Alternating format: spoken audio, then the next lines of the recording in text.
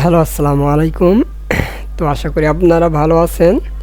তো আপনাদের সময় নাই, আজকে হচ্ছে 27-28 তারিখ চলে গেল, কালকে 29, পরশুদিন আপনাদের পরীক্ষা। মুদ্রা ব্যাংকিং অর্থায়ন চতুর্থ অধ্যায়ের আমি একটা ম্যাথ নিয়ে আসছি। দেখেন, অনেকে মেসেঞ্জারে বলতেছে।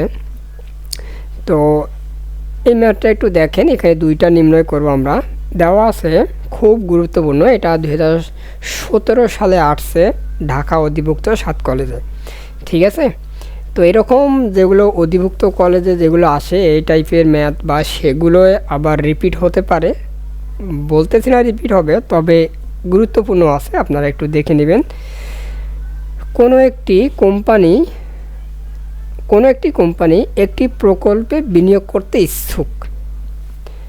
প্রকল্পটির প্রাথমিক ব্যয় হচ্ছে 28,000 টাকা। 28,000 টাকা প্রাথমিক ব্যয়, বা যেটাকে বলা হচ্ছে বিনিয়োগ ব্যয় বা বিনিয়োগ। নগদ প্রবাহ নিম্নে দেওয়া হলো। এগুলো হচ্ছে বছর, প্রথম, দ্বিতীয়, তৃতীয়, চতুর্থ বছর। প্রথম বছরের নগদ প্রবাহ 12,000, দ্বিতীয় বছরে 10,000, তৃতীয় বছরে হচ্ছে 9,000 এবং চতুর্থ বছরে হচ্ছে নগদ প্রবাহ 8,000 টাকা। দেওয়া আছে কোম্পানি মূলধনী ব্যয় 14% হলে, মানে আয়ের মান 14% হলে আমাদের পিবিপি পরিশোধকাল বা পেব্যাক নির্ণয় করতে বলছে। আরেকটা বের করতে বলছে 2 নাম্বার, এনপিভি বের করতে বলছে। ঠিক আছে, তাহলে আমরা এখান থেকে দেখি প্রাথমিক ব্যয় বা মূল হচ্ছে বিনিয়োগ একই। তাহলে আমরা প্রথমত দেওয়া আছে কি দেওয়া আছে, এনসিও প্রাথমিক বিনিয়োগ বা প্রাথমিক ব্যয় বা ব্যয়, প্রকল্পের ব্যয়, এগুলো হচ্ছে এনসিও মানে বিনিয়োগ। কত দেওয়া আছে, প্রথমত আমাদের 28,000 টাকা দেওয়া আছে। আয়ের মান কত দেওয়া আছে, আয়ের মান দেওয়া আছে হচ্ছে 14% বা 0.14। ঠিক আছে, এটা হচ্ছে মূলধনী ব্যয় আয়। এরপর আমাদের প্রথম বছরের দেওয়া আছে, এখানে দেখেন নগদ প্রবাহ, এখানে কিন্তু আয় দেওয়া নাই। ঠিক আছে, কর পরবর্তী নিট আয় এরকম দেওয়া থাকতে পারে, বা হচ্ছে কর পরবর্তী নিট আয় তখন দেওয়া থাকতে পারে। এখানে দেওয়া আছে হচ্ছে নগদ প্রবাহ মানে ক্যাশ ফ্লো দেওয়া আছে। তার মানে আমাদের এখানে ধরবো সেটাকে আমরা ক্যাশ ফ্লো মানে সিএফ, ক্যাশ ফ্লো। তাই সিএফ, তাহলে প্রথম বছরে CF1 ইকুয়াল দেওয়া আছে কত, 12,000। CF2 দেওয়া আছে কত, 10,000। CF3 তৃতীয় বছর দেওয়া আছে কত, 9,000। CF4 দেওয়া আছে কত, 8,000। এগুলো হচ্ছে আমাদের কি আছে, দেওয়া আছে। এটা প্রথম বছরে, দ্বিতীয় বছরে, তৃতীয় বছরে এবং চতুর্থ বছরের নগদ প্রবাহ দেওয়া আছে। তো আমরা প্রথমত হচ্ছে পিবিপিটা নির্ণয় করব। 1 নাম্বার পিবিপি নির্ণয়। তো এর জন্য আমরা একটা হচ্ছে হচ্ছে সূচি নেব। সূচি বলতে হচ্ছে একটা টেবিল নেব আর কি, সূচি না, আমরা একটা টেবিল নেই। আমরা একটা টেবিল করব, এখানে আমরা দেব ইয়ার বা বছর। আরে কি বাঁকা হয়ে গেল, এটা হচ্ছে প্রথম, দ্বিতীয়, তৃতীয়, চতুর্থ, 4টা। তাহলে আমরা সিএফ ক্যাশ ফ্লো আগে আমরা দেব। সিএফ কত দেওয়া আছে, 12,000। এরপর হচ্ছে 10,000, এরপর হচ্ছে 9,000 আর হচ্ছে 8,000। এগুলো আমাদের দেওয়া আছে। এরপর আমরা বের করব সিসিএফ। এটা কিভাবে বের করে, এটা হচ্ছে আমরা ধারাবাহিকভাবে যোগ করব, যেমন আমরা ক্রমযোজিত গণসংখ্যা যোগ করি সেভাবে। এখানে হচ্ছে 12,000, 12,000-এ বসবে। 12,000 আর 10,000 কত হবে, 22,000। 22,000 না, 22,000। 22 আর এখানে 9,000 কত হবে, 31,000। 31,000 আর 8,000 হচ্ছে কত, 39,000। 39,000। এখন অনেকের প্রশ্ন, আমাদের এই যে পিবিপি এর যে সূত্রটা আছে, সূত্রটা হচ্ছে আমাদের কি? সূত্রটা হচ্ছে এ প্লাস এনসিও মাইনাস হচ্ছে সি মাইনাস হচ্ছে ডি। এইটা হচ্ছে সূত্র। আচ্ছা,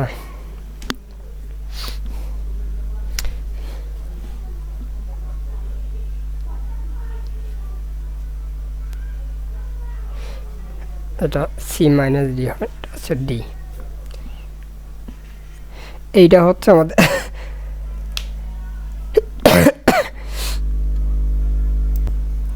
এখন অনেকের প্রশ্ন, এই যে আমাদের সি এবং ডি এবং এ, অনেকে আমাকে মেসেঞ্জারে বলছে আর কি, ভাই A B A C D এগুলো হচ্ছে কীভাবে ধরা হয়। তো এগুলো আমরা ধরবো, নিয়ম দেখেন।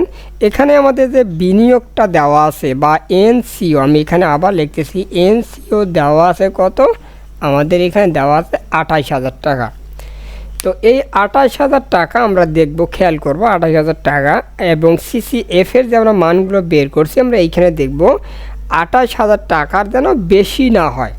আমরা প্রথম থেকে ধারাবাহিকভাবে আসব কত দূর পর্যন্ত 28,000 টাকার কাছাকাছি যেটা মান আসে, বা আমরা সহজ কথায় 28,000-এর বেশি যেটা হবে না, আমরা সেই মানটা নিয়ে নেব। আমরা এখানে দেখতেছি এটা হচ্ছে 22,000 আর এখানে আছে 31,000, তার মানে এটা হচ্ছে 31,000, এটা হচ্ছে আমাদের 28,000 টাকার বেশি, এটা হচ্ছে 22,000। ঠিক আছে, এখন বলতে পারি এটা 28,000 থেকে তো কম, সমস্যা নাই, আমাদের কাছাকাছি বা 28,000 টাকা ছোট নিতে হবে, আমাদের বড় কিন্তু নেব না।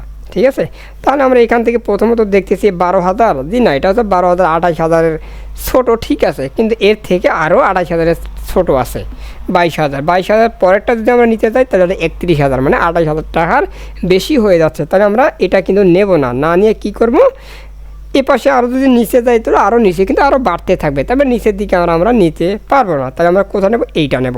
তাহলে এইটাই হচ্ছে আমাদের সি এর মান, এইটাকে আমরা ধরে নেব কত? সি, এটাকে আমরা সি ধরে নেব। এখন এইটা থেকে আমরা যে ক্যাশ ফ্লো যে মানগুলো লিখেছি, এটা এই সাথে যে ইয়ার আছে বছর, এটা আছে কত আছে? 2 আছে, তাই এই 2টাকে আমরা ধরে নেব হচ্ছে এর মান। এবং ক্যাশ ফ্লোর এই যে আমাদের সারণী যেটা আছে, কলাম সারণী বা পর্যায়, এখান থেকে এই সারণীতে নিচে আমরা ক্যাশ ফ্লো যে এটা থেকে নিচে যেটা আমাদের সিএফ ক্যাশ ফ্লো আছে, এটাকে আমরা ধরে নেব ক্যাশের মান, ডি এর মান ধরে নেব, সি এ ডি, মনে রাখবেন এটা হচ্ছে সি এর মান, সি এর মান ধরে নেব আগে, সেই হিসেবে বছরের সেটা হবে ডি এর মান, এবং এই ক্যাশ ফ্লোর নিচেরটা হচ্ছে আমাদের ডি এর মান। আমরা জাস্ট এই মানগুলো এখন বসায় দেব।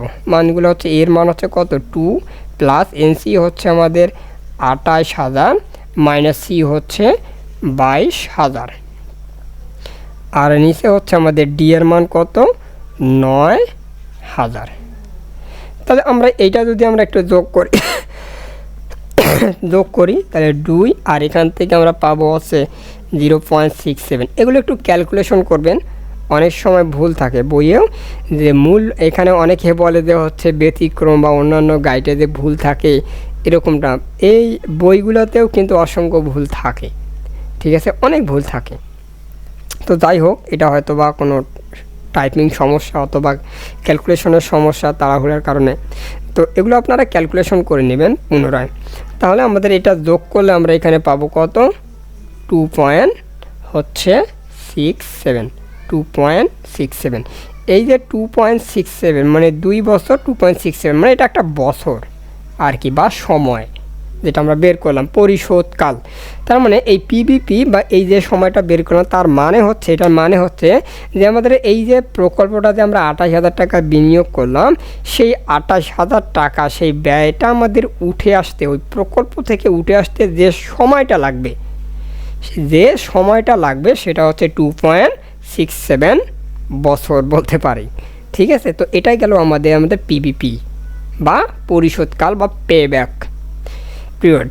ঠিক আছে, তো আমরা এটা করলাম। এরপর আমরা করব হচ্ছে 2 নাম্বার এনপিভি, আমরা নির্ণয় করব এইটা থেকে।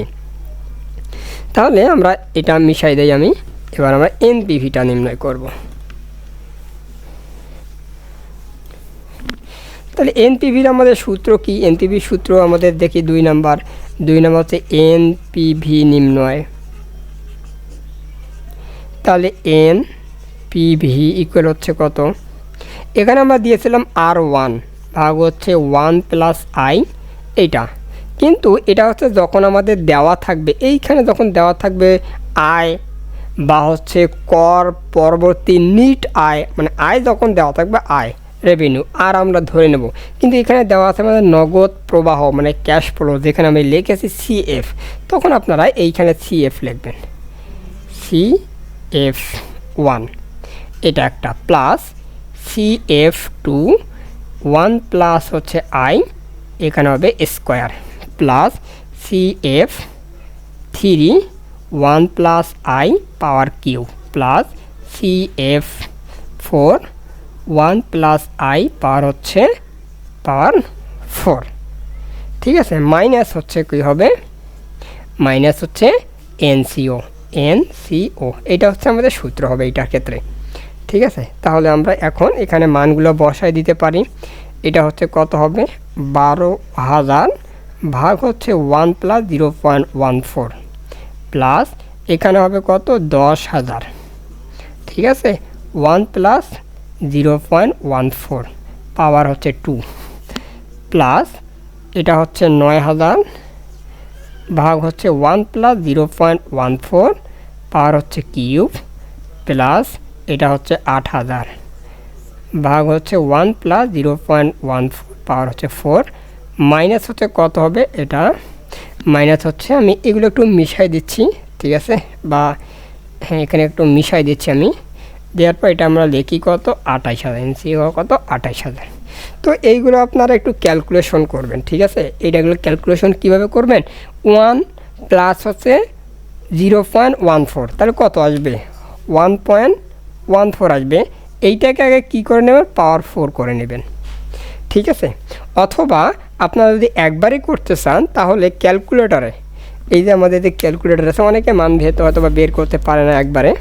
এই ক্যালকুলেটরগুলোতে একবারে মান বের করার জন্য আপনাকে যেটা করতে হবে, সবগুলোতে, যেমন আমি যদি এই মানটাকে বের করি একবারে, তাহলে আপনাকে এই 8,000 আগে এভাবে ব্র্যাকেটে নিতে হবে, এভাবে ব্র্যাকেটে নিতে হবে। এরপর এই ভাগ চিহ্ন দিতে হবে। ঠিক আছে, ভাগ চিহ্ন দিয়ে আবার ব্র্যাকেটে নিতে হবে। ব্র্যাকেটে নেওয়ার পর হচ্ছে 1.14 লিখতে হবে, 1.14 লিখবেন। এরপর এরকম একটা, এখানে একটা টুপি চিহ্ন আছে, এরকম একটা টুপির মতো চিহ্ন, এটাও দিতে ব্যবহার করতে পারে। এরকম টুপি চিহ্ন আছে, এটাকে আপনি টুপি চিহ্নটা ব্যবহার করবেন, চাপ দিবেন। দেওয়ার পর পাওয়ার কত আছে? 4, তখন আপনি 4 চাপ দিয়ে আপনি যদি ইকুয়াল চাপ দেন তাহলে সম্ভবত মানে হবে আর কি, ভুল হবে না, এটা সম্পূর্ণ মানটা কিন্তু বের হয়ে আসবে। ঠিক আছে, তো আপনারা এভাবে যদি জেনে থাকেন বা এর থেকেও যদি আরও যে সহজ নিয়ম জেনে থাকেন তাহলে আপনারা বের করে নেবেন, সমস্যা নাই, সেটা আমার সমস্যা নেই। তাহলে আমাদের সম্পূর্ণটার আমরা যদি এখানে সম্পূর্ণটা আমি মনে করি ক্যালকুলেশন করে ফেললাম, তাহলে আমরা সম্পূর্ণ ক্যালকুলেশন করে আসবে হচ্ছে কত? 10,000 না 1,032.38 টাকা। এটাই হচ্ছে আমাদের অ্যান্সার। ঠিক আছে, তো আশা করি বুঝতে পারছেন। এবং কোথাও যদি ভুল হয়ে থাকে, ঠিক আছে, আমি ছোট মানুষ, যদি কোথাও ভুল হয়ে থাকে কথাবার্তায় অথবা লেখার ক্ষেত্রে ভুল হয়ে থাকলে অবশ্যই সেটা আমাকে জানাই দেবেন একান্তে। ঠিক আছে, আমি খুশি হব ইনশাল্লাহ। তো ভালো থাকবেন, আমি যথেষ্ট আপনাদের সহযোগিতায় আছি। ঠিক আছে।